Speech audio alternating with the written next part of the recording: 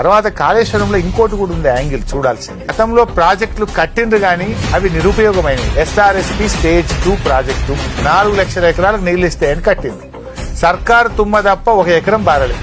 ఇవాళ ఏమైంది? కాళేశ్వరంతోని సప్లిమెంట్ చేసి గతంలో ఖర్చు పెట్టి నిరుపయోగం అయిపోయినటువంటి వృధా అయినటువంటి ఖర్చును డబ్బును ఇవాళ ఉపయోగం చేసి ఆ 4 లక్షల ఎకరాలు నీళ్లు బారినాయి. కోదాడ, సూర్యాపేట, తుంగతుర్తి, భూపాలపల్లి, డోర్నకల్లు, మహబూబాబాదు ఇవన్నీ SRSP స్టేజ్ 2లో ఉండే.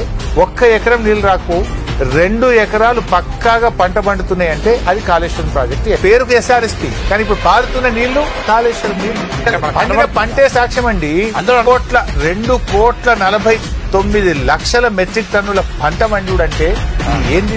తెలంగాణలో నాట్లు పడాలంటే ఛత్తీస్గఢ్కే మగ కూలీలు వచ్చి నాట్లేసిపోతున్నారు. ఒరిస్సాకి అమాలీలు కావాలంటే బీహార్కి అమాలీలు వస్తే అంటే గంత పంట బండి చివరికి మనుషులు సరిపోతలేరు, అమాలీలు సరిపోతలేరు. నాట్లేయడానికి మన దగ్గర ఉండే మహిళలు సరిపోక ఇతర రాష్ట్రాల వాళ్ళు ఇక్కడికి వచ్చే పరిస్థితి ఏర్పడ్డదంటే సాగు విస్తీర్ణం పెరిగింది.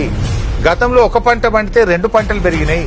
నీటి లభ్యత పెరగడం వల్ల గతంలో 6 తడి పంటలు వేసేవాళ్ళు. సాగునీరు పుష్కలంగా రావడం వల్ల, విద్యుత్తు రావడం వల్ల వరి సాగు పెరిగింది. సో ఇట్లా ఉత్పత్తి పెరుగుతా ఉంది. This is the change we made.